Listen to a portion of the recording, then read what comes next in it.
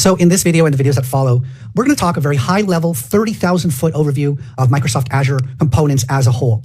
Throughout this course, we're going to get into a lot of details. I'm going to talk about each of these things one by one in several videos. But right now, I just want to spend some time looking at the services that Microsoft Azure offers from a very high-level overview. This is the concepts, especially the ones that are relevant to this exam. Now, I should say that if you have some background in Azure, this is going to make a lot of things easier. If you've taken and passed the AZ900 exam or watched my AZ900 Fundamentals course, or Microsoft themselves have a series of free online courses relating to Azure Fundamentals on their Microsoft Learn website, the concepts I'm about to talk about are going to build upon those and maybe be a bit of a refresher for those. And as we go through the course, we're obviously going to fill in a lot of those details. I should point out that not all the subjects we're going to talk about in this video and the videos that follow will be on this exam. First of all, the exam objectives do change from time to time, not as often now as they used to, but it's still possible that Microsoft will remove something or add something. That's why it's so important to go to the official exam page to make sure what the latest requirements are, make sure the date hasn't changed. Now, the first thing I would start off by saying is I believe there are three core services that sort of underpin so much of what we're going to talk about as Azure administrators in this course. These are virtual machines, virtual networking, and storage. Now, I used to say these are like the three legs of the stool, and almost anything that you want to do is going to be some mixture of these three things. Even when we talk about platform as a service in terms of app services, or we talk about SQL Server in a virtual machine and things like that, these are all parts that rely on the underlying infrastructure. And that's why I think these things are the three core services. And we're going to talk about each of these three in the next video. We'll talk about virtual machines and app services and things like that. I also want to add that something that's often overlooked, which is identity services, specifically Microsoft Entra. So the concept of identity, who has the ability to even see that something exists, who has the ability to control something, it's sort of weaved into every service, every product that Microsoft Azure offers. So you're gonna find as you go through your journey, sometimes you won't have the right permissions to do something. You'll have to circle back, grant yourself those permissions, or an application that you're trying to do doesn't have permissions, and these are going to be fundamental elements as well. So it's beyond the three machines, networking, storage, services. We also have this concept of identity. So in this next set of videos, we're going to talk about these things: virtual machines, virtual networking, storage, and a lot of other Microsoft Azure services that we're going to encounter in this course and in our careers. So come back for that.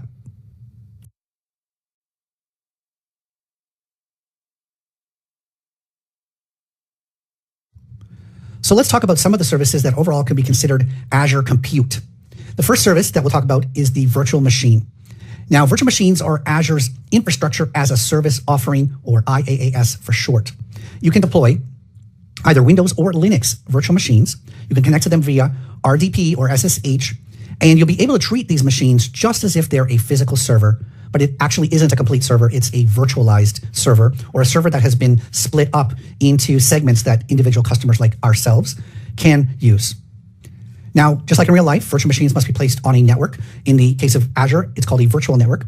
And you have the ability to arrange them in various ways depending on your needs. So if you put them in an availability set, you can arrange so that they're not going to be all taken down for maintenance at the same time. If you put them into availability zones, you're protecting against building level outages, such as power outages and internet outages. You can place them behind load balancers to provide maximum availability to your customers, etc. Since they are the operating systems of either Windows or Linux, you have administrative connectivity to them. You can install whatever software you wish, just as if you had a server in the back room. So you have the full control to install whatever you need. And it usually can only take a few minutes from the time that you start the process of starting a virtual machine or creating a virtual machine until it is provisioned and is ready to go for you. So within 10 minutes, you can have a VM of your own. Now, there are other services in Azure that are made up of virtual machines behind the scenes.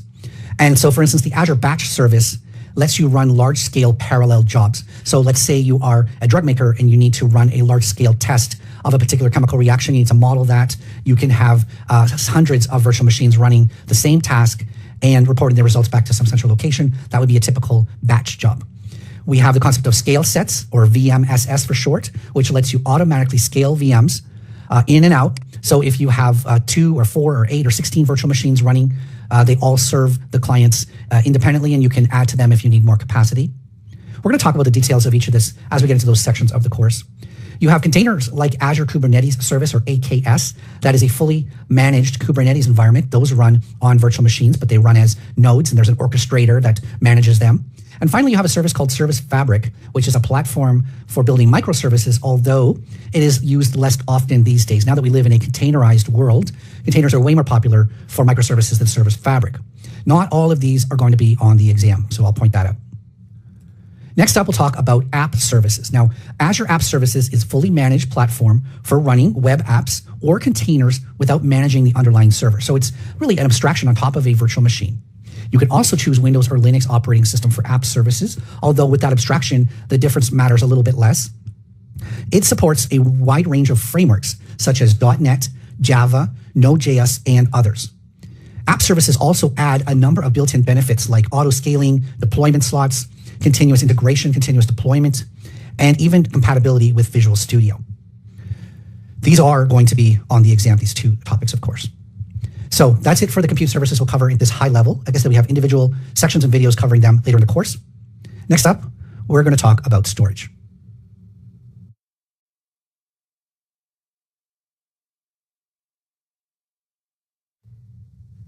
Next up, we'll talk about storage. Now, the first type of storage is sometimes called unmanaged storage, or just a storage account in Azure. One of the great features of this is you can have almost unlimited amount of data in these things. It's scalable into the petabytes range, and if you fill that up, you can certainly create more storage accounts. So it's really an expandable storage option, even for on-premises applications. Now, within a general purpose storage account, there are 4 types of data that you can store, all within the same storage account. They are blobs, queues, tables, and file share. We are going to get into blobs and file shares in this course. Queues and tables are not covered by this exam. Now, storage accounts are highly scalable with built-in redundancy options, so you can have local storage redundancy or even global storage redundancy. And in terms of access, you can have either hot or cool or cold or even archive tiers, which allows you to pay different amounts, either a little bit more expensive, a little bit cheaper, based on how frequently data is accessed. And there is such a thing as a managed storage account, mostly for virtual machine hard disks. And what we've been talking about on the screen is the unmanaged version, which is the most common, obviously. Now, the other way to store data in Azure is using a database, or what I'm calling data services. We can further categorize that between the relational SQL databases and the non-relational NoSQL databases. On the SQL side, you have Azure SQL Database, managed instance, or you can even install and run your own SQL Server software inside a virtual machine. Those are your options on the relational side. We also have the non-relational options in primarily Cosmos DB and all the different types of ways you can store non-relational data in that database. There are also open source options as well, but they're not going to be talked about as much. Now we've got big data solutions. So the primary one being Synapse Analytics. That is what used to be called SQL Data Warehouse many, many years ago. That is for data warehousing, obviously, and reporting. And one of the up-and-coming options is called PostgreSQL Flexible Server. So PostgreSQL is one of the enterprise-grade open-source options, the Flexible Server being a Microsoft-managed product. And Microsoft is constantly coming out with new features. Every few months, you'll see that they've released something new for Flexible Server. Just be aware that these things exist. None of this on the screen is on this exam. The storage stuff is, the database stuff is not. But we do need to know when you're creating applications that you do have lots of database options to choose from.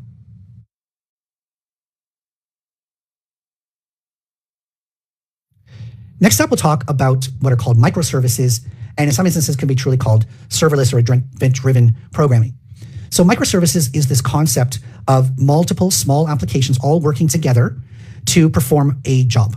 And so instead of having one big monolithic program with millions of lines of code, you might have 10 or 15 small programs that can be operated independently, scaled independently, updated independently. It makes it easier for maintenance, and you can deploy them in a cloud service like Azure.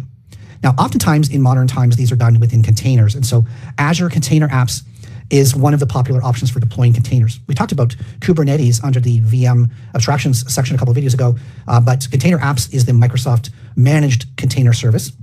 We can also put API management. Now, API management is basically a front end for your existing APIs. It allows a bunch of different throttling documentation. You can block certain requests, change the headers, lots of different services within API management. I would put that in terms of API-based microservices in this category.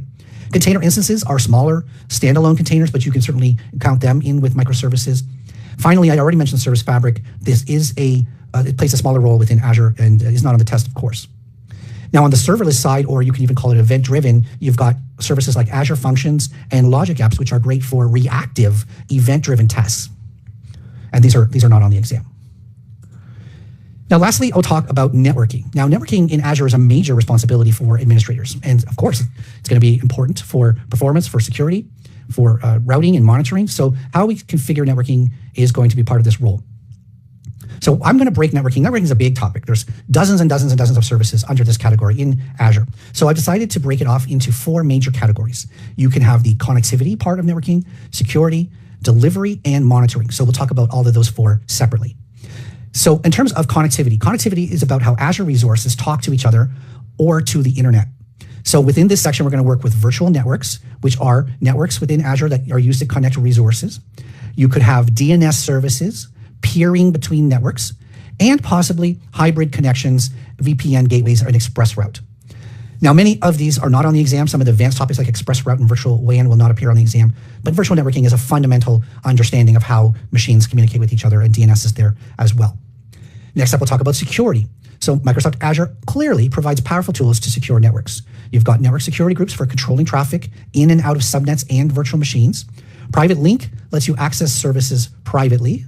You've got services like distributed denial of service attack protection, Azure Firewall, and the web application firewall that add layers of defense between the internet and your services. And finally, I did mention before Azure Bastion, which allows secure browser-based RDP or SSH access without even needing to provision a public IP address for your servers. A firewall is more advanced and is not going to be covered on this exam. Next up, we'll talk about what I would consider delivery services. These are the various helpers within Azure that help you to deliver your services. So CDN, there are standalone CDNs within Azure, as well as built-in CDNs in a service like Azure Front Door. Now, Azure Front Door is Microsoft's modern CDN and global load balancing solution in one. We can also mention Traffic Manager, which is a DNS-based routing. Application Gateway is a layer 7 traffic manager, and we'll talk about that. We have videos in this course on that, as well as Load Balancer, which is for traffic distribution at the networking layer, layer 4. So you should understand the basics of these things, obviously, when we're going to talk about them extensively in the course. The last element of networking we'll talk about is monitoring. Now, monitoring is key to keeping things running. Azure provides tools like Network Watcher for diagnostics, logs and metrics for visibility, and packet capture for deep troubleshooting. These services are critical for understanding what's happening in your virtual networks and for resolving issues. Obviously, in a cloud-based environment, you've got millions of customers. Microsoft has control of the architecture and the infrastructure. So it's really tricky trying to figure out how A is connecting to B and why this port needs to be open, etc. So there's a lot of different services for that, and that is covered on this test. Now, this is just scratching the surface. There are hundreds of other services. Azure offers way more than what we've covered. AI services, DevOps, messaging platforms, and more. But as an Azure administrator, your focus is on managing and maintaining core infrastructure. And once you've mastered the fundamentals, then you can start to specialize and get into some of these other areas based on your role or based on interest. So that's my 30,000-foot overview on the services offered in cloud computing in Azure. As we get into the next section and into this course, we're going to dive into many of these in much, much more detail.